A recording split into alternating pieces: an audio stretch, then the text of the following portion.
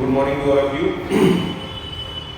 आज हम स्टार्ट करने जा रहे हैं अपना मैकेनिकल प्रॉपर्टीज ऑफ सॉलिड्स का लेक्चर नंबर 5। अभी तक जो चीज़ें आप लोगों के साथ इस टॉपिक में कवर करी हैं वो ये है कि elongation, stress, strain, rods in series, rods in parallel. ठीक है, लास्ट लेक्चर में कंप्लीट करा था। आज कुछ और बातें करेंगे।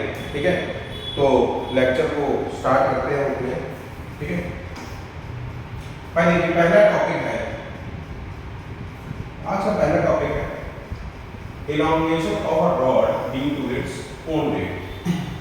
अभी तक जितने भी क्वेश्चन हमने करे उसमें हमने देखा कि हमारा जो रॉड था या जो बार था या वायर था, जो भी चीज हम ले रहे थे उसका कोई सेल्फ वेट से उसके ऊपर कोई इफेक्ट नहीं आ रहा था, खुद के सेल्फ वेट से कोई इफेक्ट नहीं आ रहा था। लेकिन भाई ऐसा तो पॉसिबल नहीं होता प्रैक्टिकली। क्यों नहीं होता? क्योंकि मान लीजिए कोई चीज है, कोई ऑब्जेक्ट, हमने कोई रॉड सीलिंग से उसको हैंग करके रखा। ठीक है, कुछ टाइम के बाद में वो अपने सेल्फ वेट की वजह से ही कुछ इलोंगेट हो जाएगी, या हो सकता है भाई एक लॉन्ग टर्म के बाद टूट जाए, ब्रेक हो जाए, उसका फेलियर हो जाए। हाँ, ये प्रॉपर्टी, मटेरियल की प्रॉपर्टी, इसको बोलते हैं क्रीप। क्या बोलते हैं? क्रीप। एक कांस्टेंट लोड पे, ठीक है, टाइम के साथ में कोई मटेरियल फेल कर जाता है तो उसको क्या बोलते हैं? क्रीप।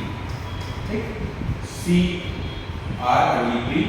क्रीप। ठीक है, ये कब होता है कि लोड कांस्टेंट हो हमारा। अब भाई किसी चीज का वेट है वो तो कांस्टेंट रहेगा, लोड हमारा कांस्टेंट हो, उसके बाद में टाइम के साथ आफ्टर लॉन्ग टाइम इंटरवल में जो फेलियर होता है उसको क्या बोलते हैं? क्रीप। तो आज हम वही चीज डिस्कस करेंगे यहाँ पर आपके साथ में कि भाई एक रॉड का खुद के ओन वेट से क्या इलांगेशन होता है। चलिए देखिए, सबसे पहले तो सवाल में ये है, एक रॉड हमने एक बार हमने ले रखा है यहाँ पर, ये बार है हमारा, इसका क्रॉस सेक्शनल ए दिया है, ए है, क्या है? ए। इसकी लेंथ है एल। अच्छा भाई, और इसका जो वेट है वो क्या है? डब्ल्यू। क्या वेट है इसका? डब्ल्यू। ठीक, तो और जिस मटेरियल से बना है उस मटेरियल का यंग्स मॉडुलस 1 क्या है? Young's modulus 1। अब इस रॉड का खुद के सेल्फ वेट से क्या इलांगेशन होता है उसका फार्मूला ये लिखा है, delta equals WL divided by 2A। अब ये फार्मूला आया कहां से, इसको ध्यान देखें। इस फार्मूले में कुछ एक चीज स्पेशल है, जैसे कि ये नीचे 2। अभी जब हम डेल्टा का फार्मूला पढ़ते आए थे इलांगेशन का, वो होता था FL बाय A। वही जहाँ पे F क्या था? लोड था, लेंथ थी, एक क्रॉस सेक्शन एरिया था, Y क्या था? यंग्स मॉडुलस था, और डेल्टा लिखा हुआ इलांगेशन का। ठीक, लेकिन यहाँ पर फार्मूले में देख सकते हैं कि साथ में डिवाइडेड बाय 2 आ रहा है। अभी 2 कैसे आया आइए देखते हैं, समझते हैं।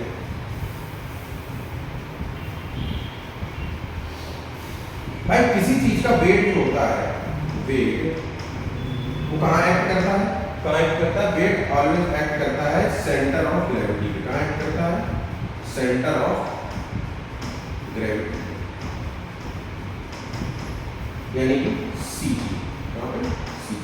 ठीक है, अब CG भाई ये देखिए प्रिज्मेटिक बार है ना, ऐसा हमारा प्रिज्मेटिक बार है, क्रॉस सेक्शनल एरिया यहाँ A है, यहाँ भी A है, और बीच में कहीं पे भी लेंगे तो कितना ही आएगा? A ही आएगा। सिमेट्रिक है बार, और लेंथ कितनी है? L। कहीं से भी पतला, छोटा, मोटा ऐसा कुछ भी नहीं है, सिमेट्री है बार में। तो भाई अब यहाँ पे जो सेंटर ऑफ ग्रेविटी लाई करेगी ऐसे केस में, वो लाई करेगी कहाँ पे? हमारी ज्योमेट्रिक सेंटर पे। ठीक है, तो वही CG हो गया। अब ये CG जो होगा ये इस पे वेट एक्ट करेगा W। अब ये CG यहाँ से कितनी हाइट पे होगा? ये होगा L/2। कितने पे होगा? L/2। ठीक है, समझे? अच्छा, अब CG L/2 पे होगा, मतलब कि भाई लोड जो है इधर लगेगा, इस वाले एरिया, मतलब इतने पूरे हिस्से में लोड है, और इतने किसी हिस्से में, नीचे वाले में, आधे हिस्से में कोई लोड नहीं है। हमने पूरा का पूरा वेट कहाँ मान लिया है? CG पे। तो वेट CG कितना नीचे होगा? L/2 नीचे होगा, तो ऊपर वाले आधे हिस्से में लोड है कितना? W। नीचे वाले हिस्से पे कोई लोड नहीं है। ठीक, अब अगर हमको डेल्टा का फॉर्मूला लिखना हो तो delta equals to FL divided by A1। भाई नीचे वाला हिस्सा थोड़ी ना मारेगा, आप इस पेन को मानिए, इस पर यहाँ से नीचे इस वाले हिस्से में जो भी आएगा डिफॉर्मेशन आएगा इस वाले में, ठीक है। नीचे वाले हिस्से कोई चेंज नहीं आएगा। तो देखिए डेल्टा इक्वल्स टू एफ कितना है जोड़ हमारा वेट डब्ल्यू इनटू एल, किस लेंथ लगा L/2 आधे वाले लेंथ ऐड करना है।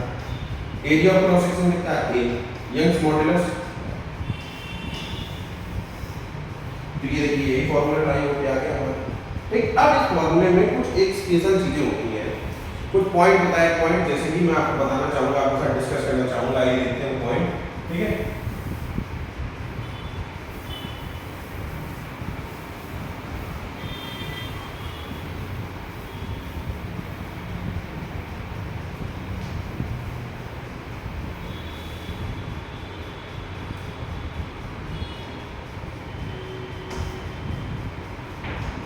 देखिए क्या लिखा है, elongation of a bar due to its self weight is independent from its cross sectional area because भाई फॉर्मूला में देखा अभी जो ड्राइव हो गया है कि delta equals to WL divided by 2A। एकदम समझ में आ रहा है कि हाँ कि इसमें क्रॉस सेक्शनल एरिया है, क्रॉस सेक्शनल एरिया है, ये A क्या है, यही क्रॉस सेक्शनल एरिया है। लेकिन यहां पे जो बात लिखी है वो क्या है कि भाई ये जो डेल्टा है क्रॉस सेक्शनल एरिया से इंडिपेंडेंट है, मतलब क्रॉस सेक्शनल एरिया कुछ भी रहे, कुछ भी 1 mm square, 2 mm square, 5 mm, 10 mm square, कुछ भी रहे, उससे कोई फर्क नहीं पड़ेगा, डेल्टा आएगा सेम आएगा। लेकिन यहाँ फॉर्मूले देखने को मिल रहा है क्रॉस सेक्शनल एरिया है। कैसे? देखो सुनो, अगर कभी क्वेश्चन ऐसा आए आप लोगों के पास में कि आपको बताना हो कि किस पे डिपेंड कर रहा है कोई टर्म, जैसे मान लीजिए डेल्टा पूछा जाए कि L किस पावर पर डिपेंड कर रहा है या W से कैसे रिलेट कर रहा है, किस प्रकार से Y पे डिपेंड करता है, तो जब तक क्वेश्चन में एक एक लेयर ना खोल लो, एक एक धागा ना खोल लो सवाल का, तब तक मत बता देना कि भाई किस पे डिपेंड कर रहा है किस पे नहीं। आओ दिखाएं कैसे क्रॉस सेक्शनल एरिया को बैक करते हैं यहाँ से। आओ मानो ये हमारा बार था, ये कितनी लेंथ थी L, क्रॉस सेक्शनल एरिया कितना था A, यंग्स मॉडुलस था Y, ठीक है। मान जिस मटेरियल से बना उस मटेरियल की डेंसिटी है रो, डेंसिटी ऑफ मटेरियल है रो, ठीक है। अच्छा अब अगर आपको वेट लिखना हो तो वेट में क्या लिखा जाए,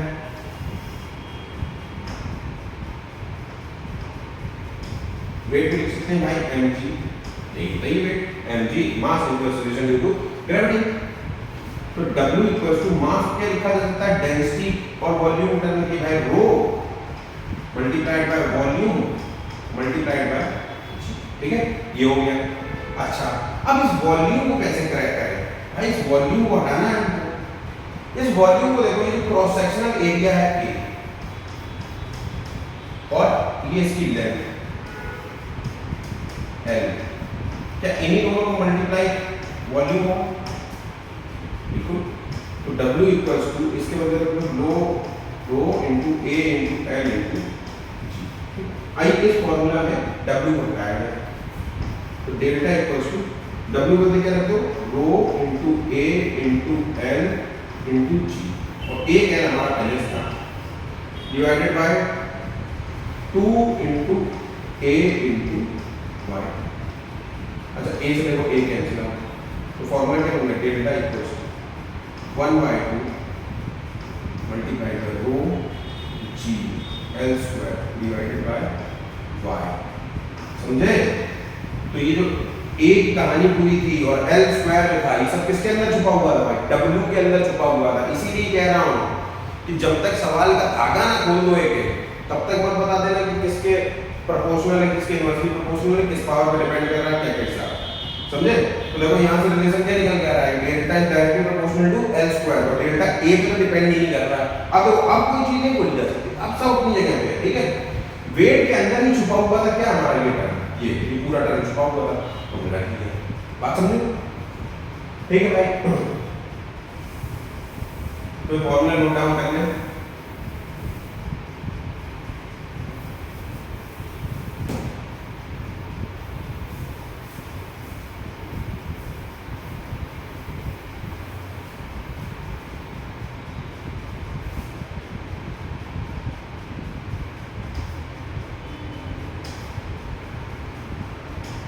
अब देखिए क्या लिखा है, ब्रेकिंग ऑफ, क्या लिखा है, ब्रेकिंग, किसी वायर पे इतना स्ट्रेस डाला जाए, इतना स्ट्रेस डाला जाए कि वो टूट जाए, क्या वो टूट जाए। जैसे नहीं मानो ये वायर है, इस पे लोड लगाया P, इसका क्रॉस सेक्शनल एरिया है A, इस पे इतना स्ट्रेस डालना, मतलब मैक्सिमम वैल्यू स्ट्रेस की जो ये बियर कर सकता है अपने टूटने के पहले, P मैक्स बाय A, ये क्या कहलाएगा इसका, ब्रेकिंग स्ट्रेस, जिसपे वायर जो है वो ब्रेक हो जाए, क्या कहलाएगा इसका, ब्रेकिंग स्ट्रेस। अगर आप इससे कम लोड देते हैं, कम स्ट्रेस आता है, तो भाई हमारा वायर सुरक्षित रहेगा। अगर इससे ज़्यादा स्ट्रेस आ गया, इसके बराबर स्ट्रेस आ गया, तो वायर हमारा फेल कर जाएगा, मटेरियल फेल कर जाएगा। ठीक है, उसी से रिलेटेड एक तो सवाल है, सवाल से देखिए कॉन्सेप्ट समझने की कोशिश करिए, ज़्यादा कोई खास तो है नहीं, है ना, तो उसी से समझने की कोशिश करिए। देखिए क्या है, ब्रेकिंग ऑफ वायर लिखा है, the breaking stress for aluminium is 750 megapascal. मतलब आपको सिग्मा मैक्स की वैल्यू दी गई है या सिग्मा ब्री की वैल्यू मान लीजिए इस ब्रेकिंग ये कितनी दी है, 750 megapascal. Find the greatest length of aluminium wire that can hung vertically without breaking, और आपको डेंसिटी दी गई किसकी, एल्यूमिनियम। मानिए ये कोई हमने वायर था एल्यूमिनियम का, उसको हैंग करा, किसी लेंथ होगी कुछ L जो हमको निकालनी है। अच्छा, बोल रहे हैं कि वो निकालनी है, ठीक, कि जिसपे ये खुद टूट जाए। अब भाई सेल्फ वेट से टूट जाए, अब सेल्फ वेट से टूट जाए तो आपको पता है फॉर्मूला क्या होता है सेल्फ वेट से टूटने के लिए, कि delta equals to self weight से एलोंगेशन का फॉर्मूला हमारा पता है आपको, delta equals to W L divided by 2A1। अच्छा, इसको हम चेंज करके क्या कर दिया था भाई, 1/2 rho G L square divided by y, ये फॉर्मूला बना लिया था, इसको हटा दो, ठीक, ये फॉर्मूला बना लिया हमने डेल्टा का। अच्छा, अब डेल्टा तो यार है भाई ना, L निकालना है हमको, यंग्स मॉडुलस में नहीं दिया गया, क्या करा जाए सवाल में, तो कुछ लगाइए, दिमाग लगाइए कि भाई स्ट्रेस को कैसे इसमें लाया जाए। तो भैया सुनो, हम y को यहाँ मल्टीप्लाई करें, तो delta into y equals to 1/2 rho G L square. Okay, क्या बन गया ये कुछ नहीं बना, ठीक है, L को नीचे ले लो, delta by L into y equals to 1/2 rho G, ठीक है। अब जो ये बन गई तुम्हारी स्ट्रेन, क्या बनी, स्ट्रेन। भाई डेल्टा क्या है, इलॉन्गेशन या चेंज इन लेंथ, और L क्या है, ओरिजिनल लेंथ, क्या बन गई, strain. Strain into Young's modulus, हमको पता है y इक्वल्स टू क्या होता है भाई, सिग्मा बाय एप्सिलॉन, तो sigma equals to y into epsilon, ठीक, यानी ये किसके बराबर होगा, सिग्मा भी के, ठीक है। आइए इसके मतलब को करिए क्या, सिग्मा, इस पूरे टर्म में सिग्मा भी equals to 1/2 rho G L। अब तो सॉल्व हो जाएगा, कोई दिक्कत नहीं। देखो सिग्मा बी की वैल्यू कितनी दी गई है आपको, 750 मेगापास्कल, कितनी दी गई, 750 मेगापास्कल, 750 मेगापास्कल यानी 750 into 10 to the power 6 Newton पर मीटर स्क्वायर। अच्छा, 1/2 into रो की वैल्यू कितनी है, 2.7 into 10 to the power 3, G की वैल्यू ले लेते हैं 10 into L निकालना, ठीक है। ये कैंसिल आउट, यहाँ चल दो, इसको भेजो ऊपर, L equals to 750 into 100 into 2 divided by 2.7, ठीक। अब देखिए भाई, इसको हमने काटा और यहाँ पे 1 को 10 पावर, L इक्वल्स टू 750, ये हो गया 150 70, और ये हो गया 1 2 3 10 की पावर डिवाइडेड बाय 27, इसको काटो 50 ये हुआ 9, ठीक। उसके बाद में L इक्वल्स टू 9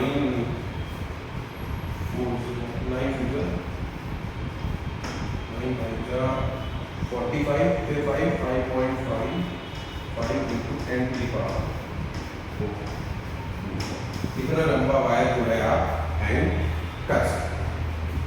ये एल की वैल्यू आई, क्या करा, delta equals to 1/2 g l लगाया, y को यहाँ ले गए, एक एल को नीचे ले आए, ये बन गया स्ट्रिंग, ये यंग्स मॉडुलस की क्या बन गया, sigma v1 equals to 1/2 g l। रोज को कैलकुलेशन है, रो की सिग्मा v की वैल्यू 750 into 10 की पावर 6 1/2 2.7 into 10 की पावर ये दिया गया है, मल्टीप्लाई कर g की वैल्यू मिल गई 10, एल निकालना है हमको, सबको जरूरत दे दी, इसको काट लिया, 3 और 1 4, ये बचा 2, 100 यानी कि, है ना, 2 यहाँ गया, 2.7 से हटाया 10 लगाया यहाँ, ठीक, 75 गुना 150 और 3 और ये 4, ठीक है, 150 और नीचे 27, अब 50 और 9, 5.55 into 10 की पावर 4 मीटर, ये आंसर आ गया अपना, ठीक है, एक आंसर हो गया, ठीक है भाई। तो ये है हमारा आंसर इस क्वेश्चन का, तो ऐसे करना है इसको भाई, है ना।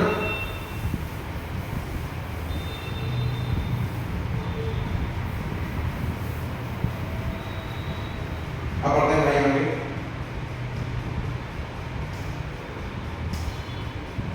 हाँ अब देखिए कि यंग्स मॉडुलस से रिलेटेड हमने अधिकतर टाइप के सवाल कर लिए हैं, अब बात आती है आगे बढ़ने की चैप्टर में, तो अब पढ़ते हैं दूसरे टाइप के अपने मॉडुलस ऑफ इलास्टिसिटी की तरफ, जिसका नाम क्या है, शियर मॉडुलस ऑफ इलास्टिसिटी, या इसको एक और बहुत वेल नोन नाम से जाना जाता है जिसका नाम है मॉडुलस ऑफ रिजिडिटी। क्या नाम है, मॉडुलस ऑफ रिजिडिटी, इस नाम से जाना जाता है। ये क्या होता है, जैसे यंग्स मॉडुलस हमारा क्या था, लॉन्जिट्यूडिनल स्ट्रेस और लॉन्जिट्यूडिनल स्ट्रेन का रेशियो था, ऐसे ही हमारा Young shear modulus of rigidity क्या है, शियर स्ट्रेस और शियर स्ट्रेन का रेशियो। देखिए G equals to shear stress यानी टाउ और शियर स्ट्रेन कितनी होती है, delta x by l, l ऊपर चला गया तो ये आ गया tau l by delta x, ठीक है।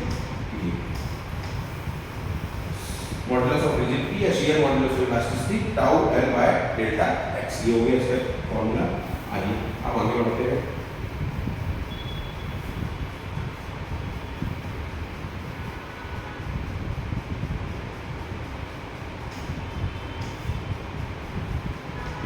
अगले ध्यान देंगे क्या लिखा है, बल्क मॉडुलस ऑफ इलास्टिसिटी, ठीक है। बल्क मॉडुलस इलास्टिसिटी क्या होता है भाई, bulk modulus of elasticity define करा जाता है ratio of volumetric stress to the volumetric strain. जैसे कि देखो P वॉल्यूमेट्रिक स्ट्रेस यानी कि वॉल्यूमेट्रिक स्ट्रेस किसके बराबर होता है, चेंज इन प्रेशर के बराबर यानी कि डेल्टा P, अच्छा, और वॉल्यूमेट्रिक स्ट्रेन क्या थी हमारी, डेल्टा P बाय V, ऊपर चला गया तो V divided by delta P by delta P। अब देखो माइनस साइन भी लगाया गया, माइनस साइन इसलिए लगाया गया क्योंकि हम जब देख रहे थे कि वॉल्यूम हमारा कैसा हो रहा था, कंप्रेस हो रहा था, नेगेटिव चेंज आ रहा था, इसलिए इसको काउंटर करने के लिए हमने क्या लगा दिया, नेगेटिव, कि B का रिजल्ट कैसा है, पॉजिटिव है, ठीक है, समझिए बात। अच्छा अब यार एक चीज मुझे आपसे साथ में ये डिस्कस करनी थी यहाँ पर कि कभी-कभी क्या होता है क्वेश्चन में V की बात नहीं करता है, वॉल्यूम की बात नहीं करता है, किसकी बात करता है, डेंसिटी की बात करता है। तो कभी-कभी डेंसिटी के टर्म में अगर आंसर निकालना हो तो कैसे निकाला जाए, आइए देख लेते हैं उसको भी, ठीक है। डेंसिटी अगर दे दी तो भाई हमको पता है कि मास क्या होता है किसी ऑब्जेक्ट किसी बॉडी का, डेंसिटी। अब ये कैसी क्वांटिटी भाई, कांस्टेंट है, वॉल्यूम घटे बढ़े क्या फर्क पड़ रहा है, मास तो कांस्टेंट रहेगा, है ना। तो इसको पूरे को डिफरेंशिएट कर दो आप, ठीक, तो ये हो गया 0 equals to v du plus rho dv, ठीक है। तो यहाँ से अगर तुम निकालो कि minus of rho dv equals to v d rho, ठीक है, तो dv minus divided by v equals to आ जाएगा du बाय, ठीक। अब ये माइनस dv यानी कि डेल्टा v बाय v की वैल्यू वहाँ पे रख सकते हैं, क्या हो जाएगी, मतलब यहाँ पे सेम अगर रखना हो आपको इसको उल्टा कर लो भाई, minus v by dv equals to rho divided by d rho, ठीक है। इसके बाद पुट कर दो, ये फार्मूला बन जाएगा p का आपका rho delta p divided by delta rho, समझे। तो कभी-कभी डेंसिटी के टर्म में बात करी जाती है तो डेंसिटी के टर्म में ये फार्मूला होता है कि rho delta p divided by delta रो।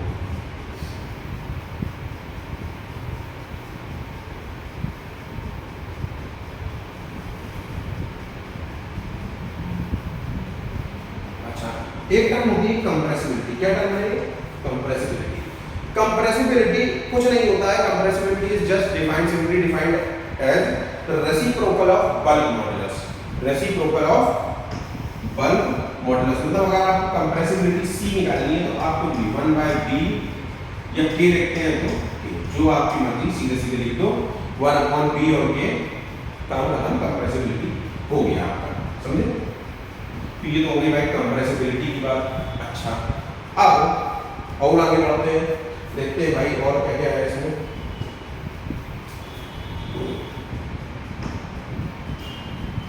ये देखिए सर, क्या है क्वेश्चन है, क्वेश्चन क्या लिखा है? Two strips of metal are related together. दो मेटल की स्ट्रिप है, जैसे मान लीजिए दो मेटल की स्ट्रिप है, ये स्ट्रिप एक है, ये अलग, अभी मैंने अलग अलग बनाई है, एक और दो। इनको क्या करा गया है? रिवेटेड कर दिया गया, मतलब दो ये अलग अलग स्ट्रिप्स थी, इनको ऐसे करके रिवेट कर दिया गया, इनके ऊपर रिवेट्स लगा दी गई हैं, परमानेंट जॉइन कर दिया गया इनका। At the end by 4 rivets, कितनी रिवेट्स लगाई गई? 4 रिवेट लगाई, मतलब मानिए इसको कुछ ये हमने बनाया है,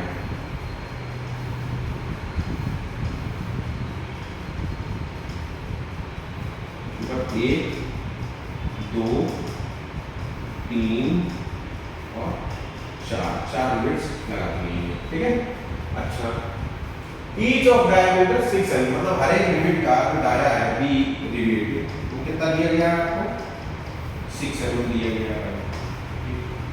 what is the maximum tension that can be exerted by the riveted strip if the shearing stress on the rivet is not exceed 690 megapascal. Tau की वैल्यू बोल रहे हैं कि 690 मेगापास्कल से ज्यादा नहीं होनी चाहिए इस पे, रिवेट पे, ठीक है? Tau max, tau max. Assume that each rivet is to carry 1/4 of the load। हम तो ये लेके चले गए भाई, 4 रिवेट है तो पूरा का पूरा लोड, अगर मानो मैंने P लोड यहाँ लगाया, P लोड यहाँ लगाया, तो हर रिवेट कितना लोड बियर करेगी? P/4 P/4, 5 होती है P/5 P/5, जितना नंबर ऑफ रिवेट्स लोड उतना पे हर एक पे इक्वली डिस्ट्रीब्यूट कर देना। अब कहने का मतलब क्या है कि कुछ लोग सोच रहे होंगे कि टेंशन है तो शियर की बात क्यों कर दिया? नहीं मेरे भाई, सुनो दिखाते हैं तुमको इसका दूसरा व्यू बना के। अगर मानो ये जो है ये प्लेट, अभी मैंने आपको ऐसे करके दिखाया, तो ये 4 रिवेट आगे दिख रहे हैं, इनको ऐसे करके देखो, ऐसे, ठीक है? देखो एक प्लेट ये होगी, एक प्लेट ये होगी, ठीक है? 1 2, ठीक है? अच्छा, अब देखो इसमें जो रिवेट है वो कुछ ऐसे लगी है,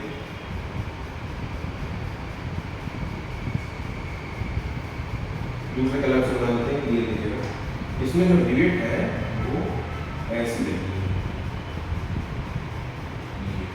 अंदर ये ऐसी रिवेट लगी है,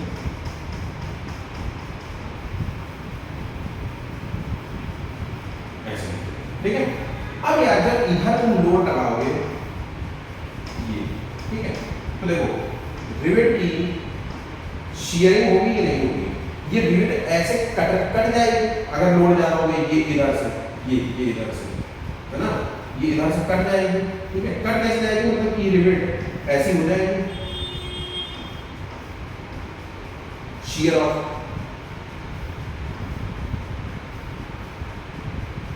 ठीक है?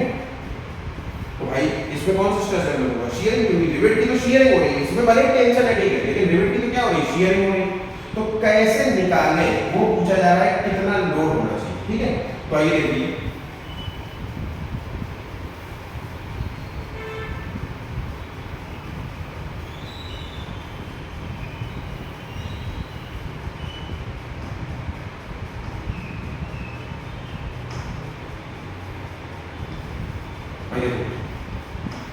टाउ क्या होगा? Force by area. अब फोर्स बाय एरिया, मानो टोटल फोर्स कितना है?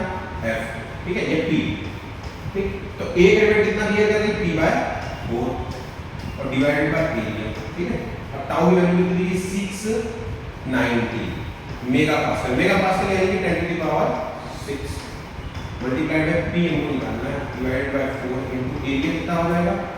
पाई बाय 4, क्योंकि इसका केस है वो डायमीटर दिया गया pi by 4 into d square यानी कि 6 into 10 to the power minus 3 का स्क्वायर। ओके, अच्छा तो 4 से 4 कैंसिल, इधर वैल्यूज को p equals to 690 into pi into उसका स्क्वायर कितना 36 इंटू ये 10 to the power minus 6। Okay, ये प्लस 6 भी है 10 टू द पावर 6, ये भी कैंसिल है ना, बचा कितना 690 इंटू 36 इंटू पाई, तो 690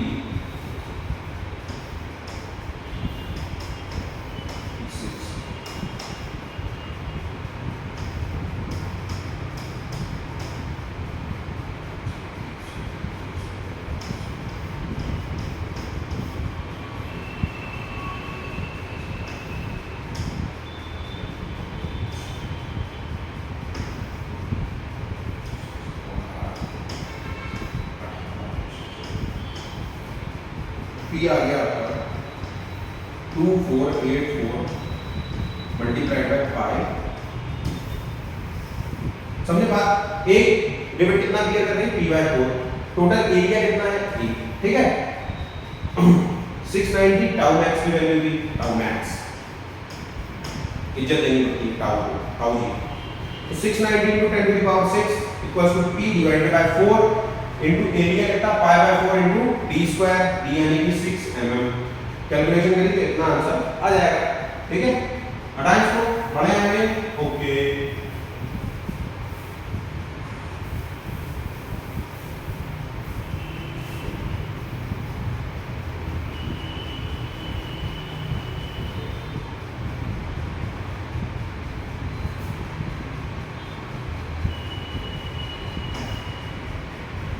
एक सवाल यार ये है, इसका बल्क मॉड्यूलस का Mariana trench is located in the Pacific Ocean and at one place it is 11 kilometre nearly 11 kilometre below the surface. मतलब मरियाना ट्रेंच है पैसिफिक ओशियन में, वो क्या है उसमें एक पॉइंट को 11 किलोमीटर उसकी डेप्थ दिए गई है 11 किलोमीटर मान लीजिए, है ना।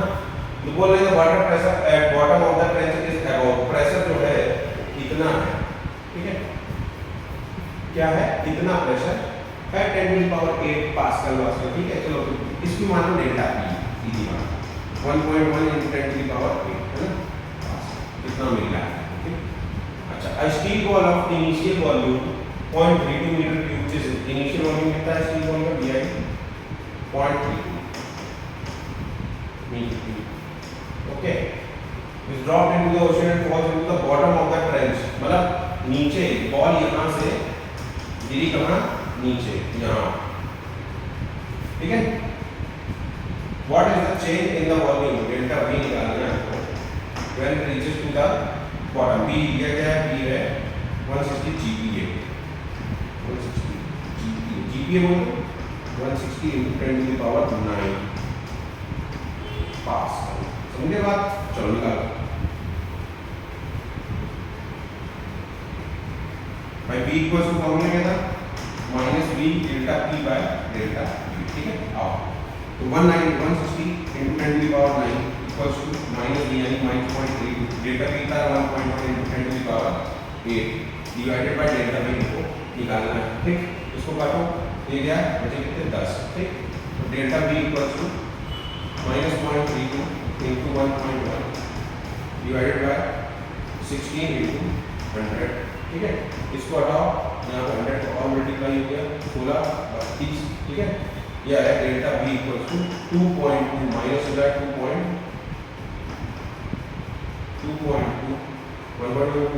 10 की पावर -4 मीटर क्यूब, कितना चेंज आएगा, ठीक है।